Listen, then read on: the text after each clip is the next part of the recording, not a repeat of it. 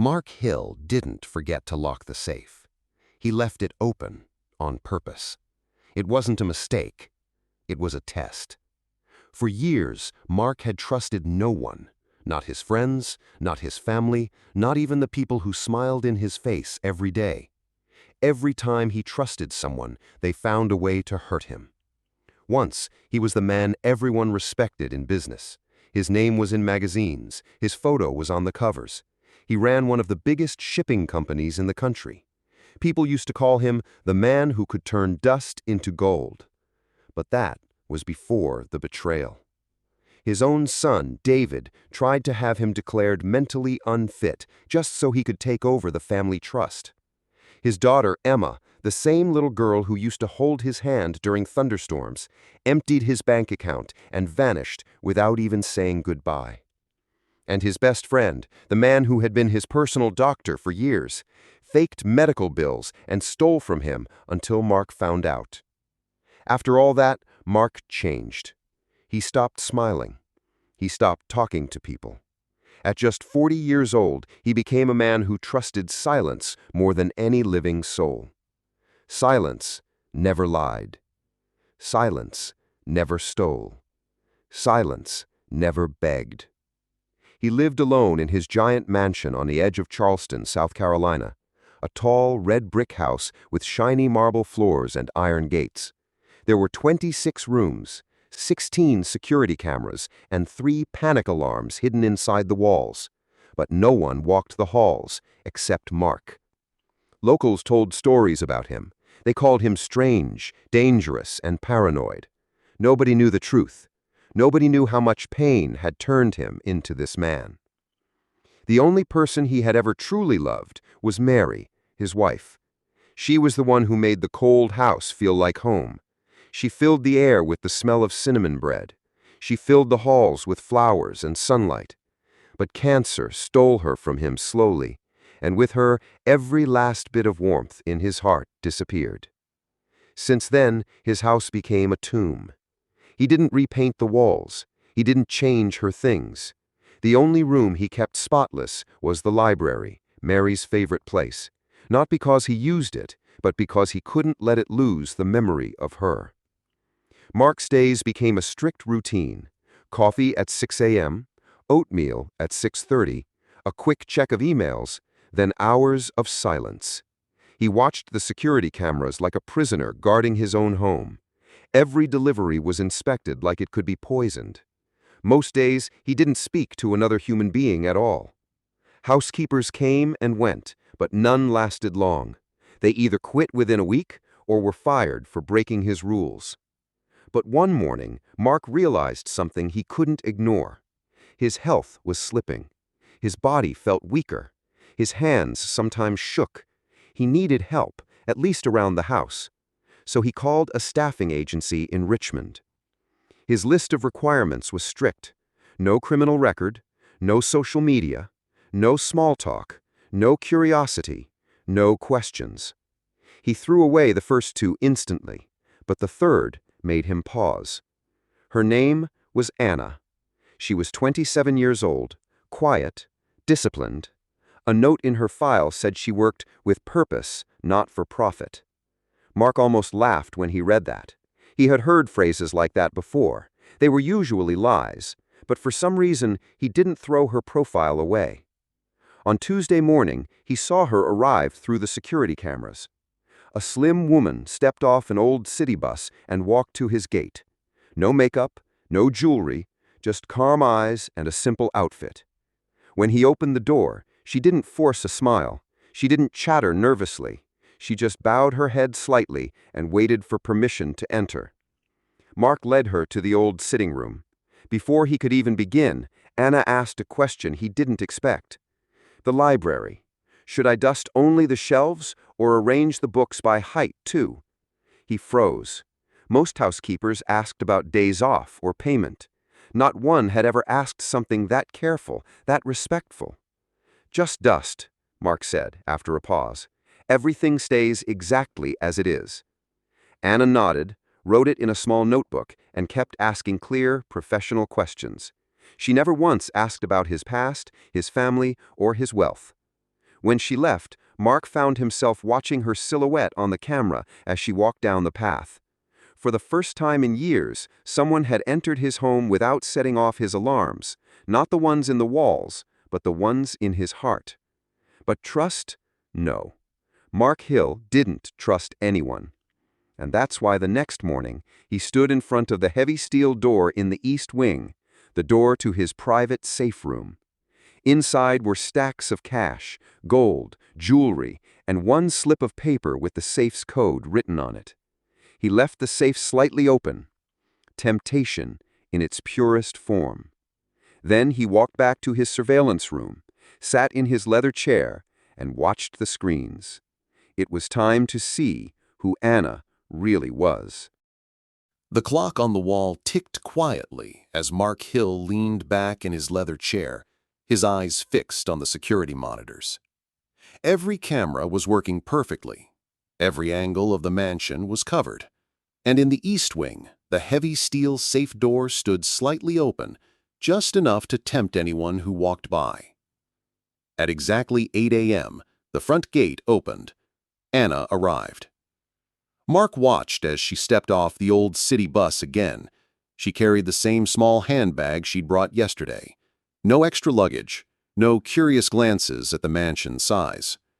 She walked up the path, pressed the doorbell once, and waited calmly until the butler let her in. Anna didn't know the butler was there only for appearances. He was part of the system Mark had built to protect himself.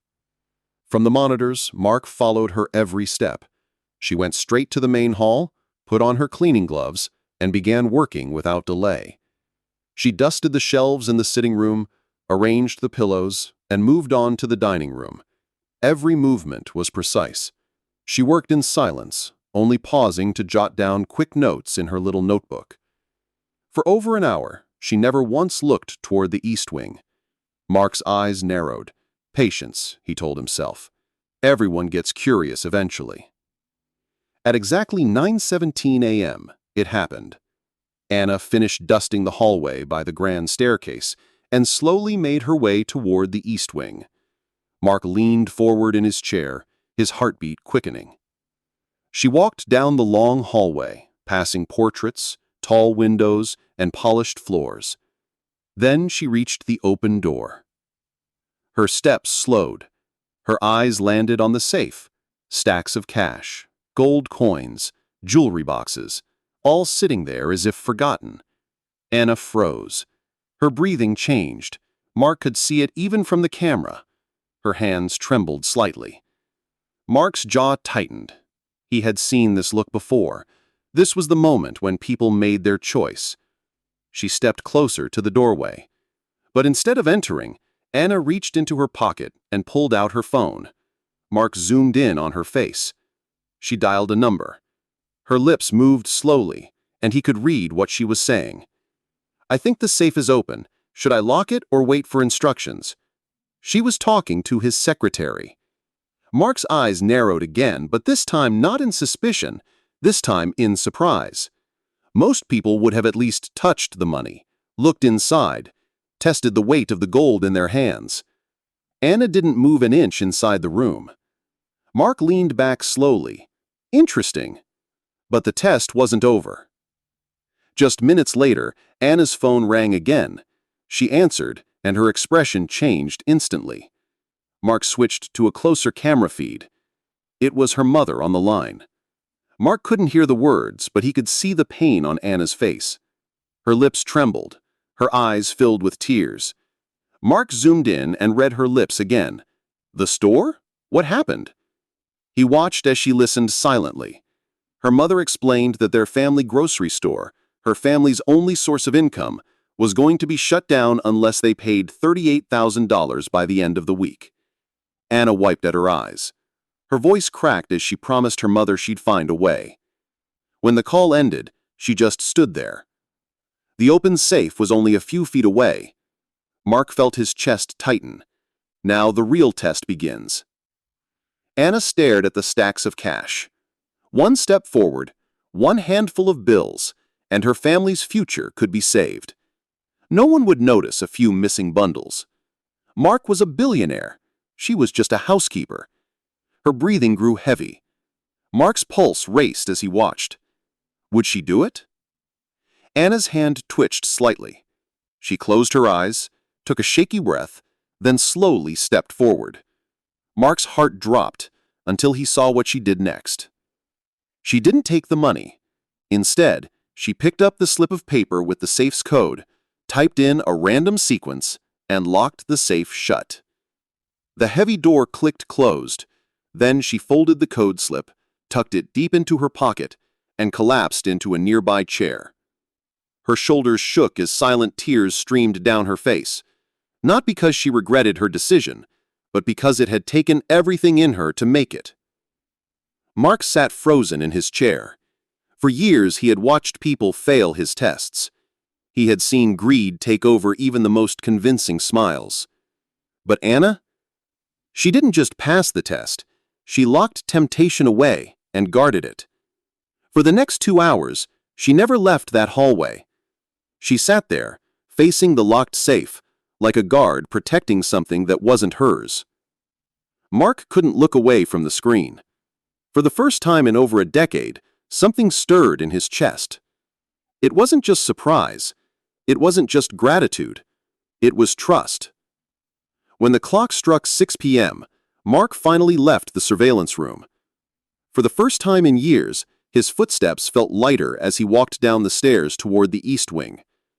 Anna stood when she heard him approach, quickly wiping her eyes. "You're still here," he said softly. "I noticed the safe was open. I called your secretary and stayed to make sure nothing happened." Mark nodded once. "I know." Anna frowned slightly. "You knew?" "I watched everything," he admitted. "There are cameras throughout the house." A silence hung between them. Anna looked down, maybe disappointed, maybe hurt, but her voice remained steady. "I understand. This is your home. You have the right to protect it." Mark studied her face for a long moment. For the first time in years, he saw honesty he couldn't deny. Mark stood in the east wing hallway, looking at Anna. For a moment, neither of them spoke. Her face was calm, but he could see the traces of what she'd been through all day. The exhaustion in her eyes, the quiet strength in her voice. "You stayed here all this time," Mark said quietly. "Yes," Anna replied. "I didn't want anything to happen to your safe." Mark nodded slowly, his hands in his pockets. For a man who spent years preparing himself for betrayal, he didn't know what to say to someone who had just proven she was different. After a long silence, he reached into his jacket and pulled out a sealed envelope. He handed it to her. "This is yours," he said. Anna looked at him surprised. "What is it?" "Open it," Mark replied. She opened the envelope and froze. Inside was a check for $50,000. Her eyes widened. I can't accept this." Mark raised an eyebrow. "Why not? You earned it. You passed the test." Anna shook her head. "Doing the right thing isn't something you should be paid for. I didn't protect the safe because I wanted money. I did it because it was the right thing to do." Mark stared at her in disbelief. For years, he believed everyone had a price, but here she was, holding a check that could solve her family's problems, and she was turning it down. "Anna," he said slowly, "do you know how rare it is to meet someone like you?" She looked down at the check, then gently pushed it back into his hand. "I didn't come here to take," she said softly. Mark frowned. "Then why did you come here?" Anna hesitated for a moment, then took a deep breath. "Years ago, my cousin needed a surgery. We couldn't afford it. We didn't know what to do. Then, out of nowhere, the hospital told us the bill had been paid in full by an anonymous donor. We never knew who it was, but when I applied to work here, I recognized your name on the donor list at St. Mary's Hospital." Mark's chest tightened. You knew it was me?" he asked quietly. Anna nodded. "I came here because I wanted to serve, not to take. You helped my family when you didn't even know us. This was my way of giving back." Mark was silent for a long moment. He remembered that donation. It had been one of hundreds over the years. He never expected to meet someone whose life was changed by it. And now, here she was, standing in his hallway, proving every belief he had about people wrong. Something shifted inside him. The man who had shut his heart to the world felt something he hadn't felt in years: trust. Mark turned away for a moment, walked to his desk, and pulled out a leather-bound folder. He handed it to Anna. "This is the Hopewell Trust Foundation. For years, I couldn't find anyone I trusted to run it, until now." Anna's eyes widened. "Run it? But I'm just a housekeeper." Mark shook his head. "No, you're the only person I've met in years who reminded me what it means to be human. That's exactly the kind of person who should be in charge." Anna looked down at the folder in her hands, overwhelmed. Her voice shook. I don't know what to say." "Say yes," Mark said with a small smile. Anna hesitated, then nodded slowly. "Yes." For the first time in over a decade, Mark felt a weight lift off his shoulders. He realized something powerful in that moment. Family isn't built by blood. It's built by trust. Anna began working at the foundation the following month. The Reed family market was saved, not by stealing from a safe, but through a proper grant from the foundation. Mark visited the library more often now, not because he was checking the dust, but because it no longer felt like a tomb. The house began to feel alive again. And every time Anna walked past the East Wing, she smiled faintly at the memory of the day she faced temptation and walked away stronger. Mark never left the safe open again, not because he didn't trust her, but because he didn't need to test anyone anymore. Dear viewers, if this story touched your heart, if it made you feel something, or reminded you that integrity still exists, please don't forget to like, comment, and subscribe. Every share helps more people hear powerful stories like Anna's, stories that show that trust and honesty can still change lives. Thank you for watching, and stay tuned for more true stories that inspire hope.